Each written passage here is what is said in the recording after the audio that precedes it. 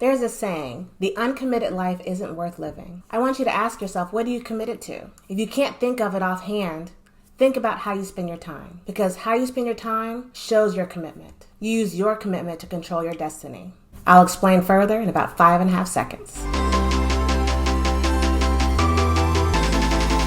As always, I'm educating you on entrepreneurship, your hustle and your grind, and building generational wealth. I'm sitting in my fam jams, about ready to spend time with my family on this Christmas morning, wishing you happy holidays and a magical new year. I woke up today thinking about control and what I'm in control of and what I'm not in control of. And usually around this time of the year, we reflect on the year gone by, think about what we want to do, and we think about what we want to do for the new year. And during that time, we do a lot of self-reflection and self-analysis. And one thing I noticed that I stopped doing about 10 years ago was I stopped doing New Year's resolutions. And the reason was I want to live my best life all year long. I don't want to wait for a special time of the year to do better. If I want to eat better, I start eating better at that moment. So who cares if I just had a double cheeseburger with extra this or extra that? In the evening, I'm going to eat a salad, and I'm going to try the next day to eat better and the next day to eat better.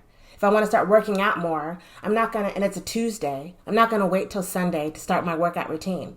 I'm going to start that night or that next day. If I want to start improving the relationships with my friends or my family, I'm not going to wait till some arbitrary day to call them. I'm going to pick up the phone right then when they cross my mind, and I'm going to call them. And the reason is, the next moment is not promised. Ask someone who's lost someone to heart attack or aneurysm or to cancer, and they'll tell you that you need to take advantage of the moment, you need to love the ones you're with, and spend time and commit yourself to building those relationships. So don't put it off. You don't know who's going to be here tomorrow. My husband lost his father in a car accident. He went fishing, never came back. You can't prepare for that. You can't undo what has happened.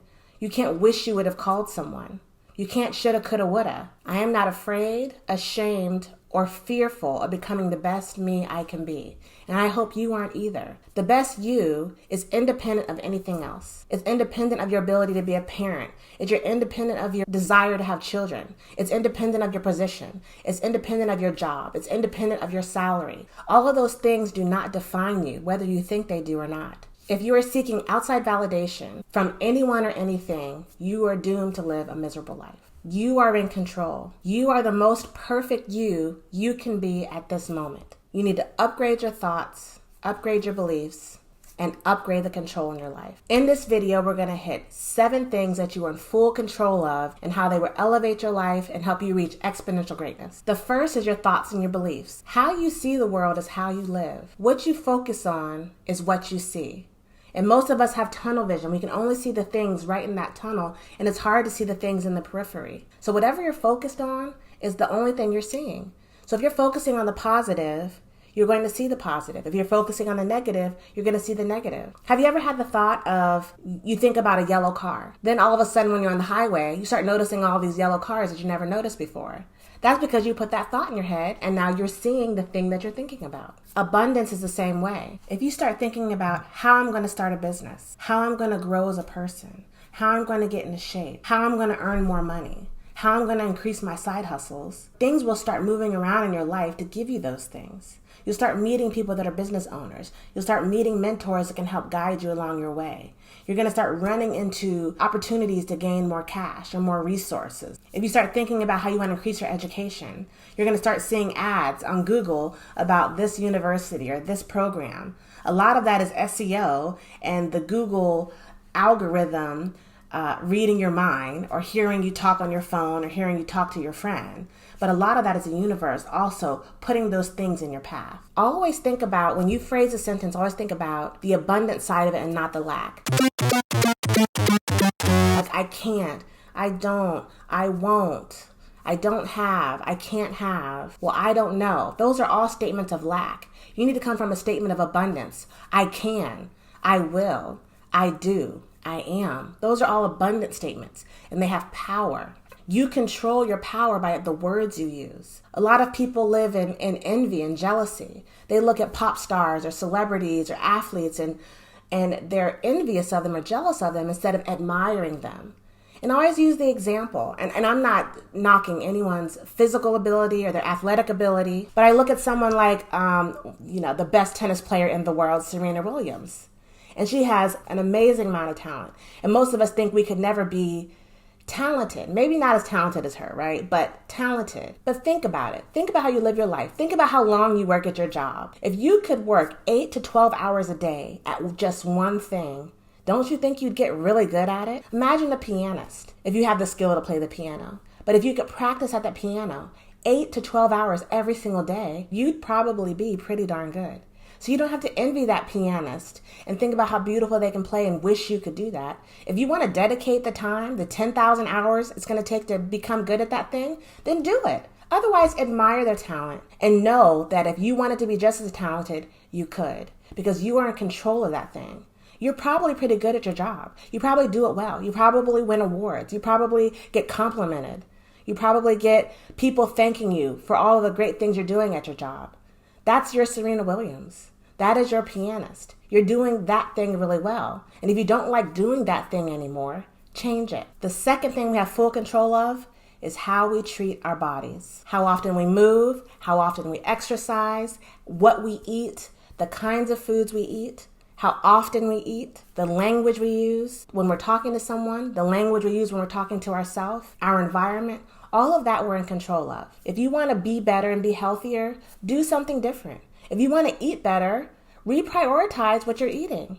Yes, healthy food is expensive. I know. We started shopping for mostly organic, mostly whole foods, mostly natural foods, and our grocery bill has doubled. It has doubled, but we found ways to make it cheaper. We go to the farmer's market. We look for fruits and vegetables on sale. We have menu items through the week so that we can keep our grocery bill kind of constant, so at least we know how much money we're going to spend. But it's worth that. You may have to cut out some unhealthy habits, some things that aren't providing you any value, those things you're committed to that you shouldn't be committed to anymore that cost money. But it's worth it because we are what we eat. As we age, our health is all we have. It's everything. It's everything. Putting in that time to stretch every morning and exercise as often as possible and eat well and drink water and breathe fresh air is everything. Don't minimize it. Don't let someone think that you don't have to do those things. You can't control if you have a heart attack. You can't control if you have a stroke. But you can do the things necessary to minimize those effects. You can minimize the chances of those things happening to you. Control that. The third thing you're in full control of is your effort. Your effort equals your results. You must put in the work. Nothing is going to happen for you without you putting in the work to get it. Your life, your dreams, your goals, your aspirations. If you have those things, you need to follow one of my previous videos and create an action plan. You need to write that stuff down and you need to figure out how you can achieve those goals. And if you don't do that and you're not putting any effort towards it, it's going to continue to be a dream in your vision board or your dream book, and you can just close it up and put it away and let it get dusty. And the effort you put into a relationship, that's all you. And if you're putting in effort, if you're investing in a relationship and you're not getting anything back, you're getting 0% return, that investment is dead and you probably need to let it go. And that's with anything. If you keep investing in something and you get nothing out of it, move on to something else that's going to bring you joy. It's going to bring you happiness. It's going to help you reach exponential greatness. The fourth thing you're in full control of is your pursuit of knowledge. So maybe you're not me. Maybe you're not ready to quit your job in a year and completely convert to your side hustle like I am. You still owe yourself the pursuit of knowledge. You need to be learning. You need to be doing things to better yourself. If you need certificates to be better at your trade, get those certificates. If you need a degree to be more competitive and appear more knowledgeable to your customer or your client, do that thing. If you've always wanted to learn a language and you want to travel more post-COVID, then you should do that. Take the time. I think Rosetta Stone is offering like a lifetime, all the languages for like $149. That's worth the investment to learn another language and keep learning it. I've learned 2 languages in my life, Arabic and French. I don't remember any French because I learned Arabic, but I have to constantly practice. I live in Egypt, for goodness sake, and I still have to practice my Arabic constantly or I lose it. I've been out of the country for over 6 months and I had to re-listen and re-practice and re-study Arabic because it goes that quick. It's not a native language for me, so I have to keep practicing it. And that's with anything in life. Whatever doesn't come naturally, what you didn't grow up being programmed to do, you have to keep at it. You want to constantly grow and seek information and look for things. I want you to ask yourself, what's something that you have known to be true since you can remember, since you were a child? You've known this thing to be true. Then I want you to ask yourself, well, how do you know it's true? And investigate that. Maybe you believe something is true that's not true. Or maybe you believe something is true for an incorrect reason. That's also seeking knowledge. Grow your mind. Increase your control. The fifth thing we are in full control of is gratitude. Being thankful. Being thankful for where you are. Being thankful for the ability to get where you want to be. I remember several years ago, a friend of mine was speaking with her sister, and they were talking about, are people really happy? And they couldn't think of anyone that was really happy. And my girlfriend thought of me. And she's like, she's always happy. And it's true, I am. I've experienced loss, I've experienced regret, I've experienced failure, but I didn't let those things define me. I use it as a stepping stone to get to the next thing. Failure is good. Just fail forward. You tried, it didn't work out. Try again. Who says you can't keep trying? In relationships, sometimes people fail at relationships. Keep trying. Analyze what went wrong. Try to be better the next time. There's no moment in our life that makes us who we are. You are the most perfect you can be at that moment. Be grateful. Be grateful for the ability to be where you are, and if you want to change it, the ability to change it. The sixth thing that we're in full control of is how we treat others. Be kind. It's not always the easiest thing to do, especially when someone is spitting mad negative energy at you, but be positive anyway. If someone is negative, they're looking for you to feed them with negativity so that you guys can just be negative energy all day long. Forget that.